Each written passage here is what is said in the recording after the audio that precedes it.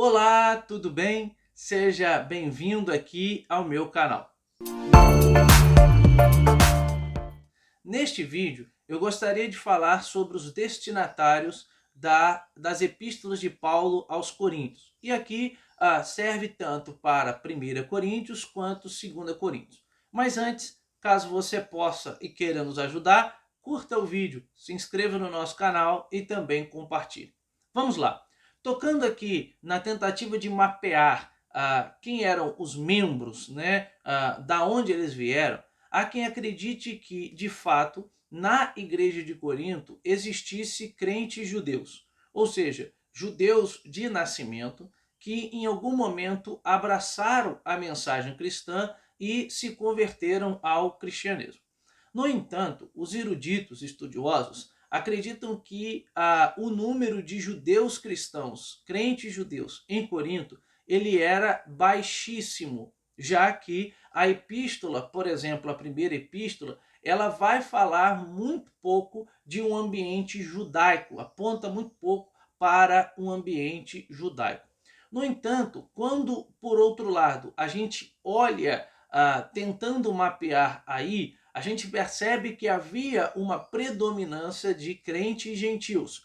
Os gentios eram todos os não-judeus que vinham do mundo da época de Paulo, que era chamado de mundo pagão, né? Os não-judeus. E por que a gente conclui que a maioria dos crentes em Corinto eles eram do mundo gentil? Porque por 3 vezes nós somos informados da antiga vinda dos coríntios, indicando que eles eram ex-idólatras e, portanto, que eles pertenciam ali aos gentios.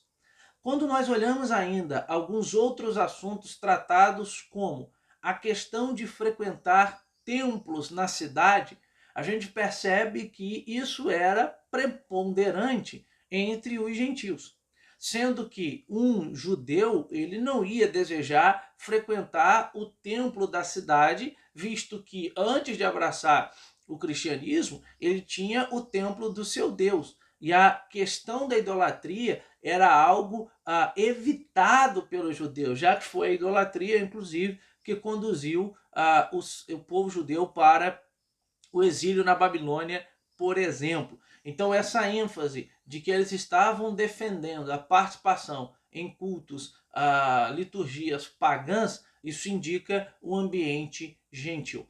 Também havia uma defesa em Corinto para a prática de ter relação sexual com prostitutas, o que também não se enquadra dentro de um ambiente judaico, o que perpassa a ideia também que nós temos aqui os gentios. Eles defendiam que aqueles que tinham relações com prostitutas, eles não tinham problema. Isso porque na sociedade de Corinto, que era uma colônia romana, era comum um homem ser casado ali com uma mulher e ter relações com prostitutas. Isso não era mal visto pela sociedade. E aí há uma defesa disso, mesmo depois deles terem se tornado cristãos, que eles continuem fazendo. E aí Paulo vai dizer, não, nananina não, o corpo de vocês é templo do Espírito Santo. Há também em Corinto, principalmente ali em 1 Coríntios capítulo 6, que eles estavam buscando os juízes da cidade para decidir sobre os assuntos. Então, algo que se enquadra também com o mundo greco-romano, né? Já que o judeu dificilmente tomaria esse tipo de atitude. Há também a negação física da ressurreição futura, o que se enquadra também dentro de um mundo greco-romano. Diante desses fatos, as evidências hoje apontam que a maioria da comunidade era formada por gentios.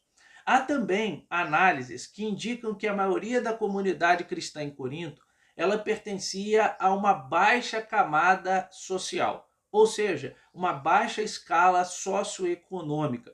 Eram pessoas mais simples.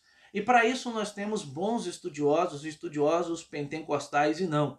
Antônio Palma, por exemplo, ele acredita que o evangelho, diante dos registros que temos no Novo Testamento, ele foi recebido inicialmente pelas classes mais baixas. Stanley Horton, por exemplo, em seu comentário de 1 Coríntios, ele diz que o evangelho se espalhou primeiro entre os mais pobres. Então, em Corinto, nós temos um grupo majoritariamente de pessoas mais pobres e também de pessoas que vieram do mundo gentil. Concluindo, então, nós temos gentios crentes que pertenciam a uma escala mais baixa socioeconômica. Esses são, portanto, os destinatários das cartas que Paulo escreve aos Coríntios, primeira e segunda carta. Espero que você tenha gostado e, repetindo, se gostou, nos ajude aí curtindo, compartilhando e se inscrevendo.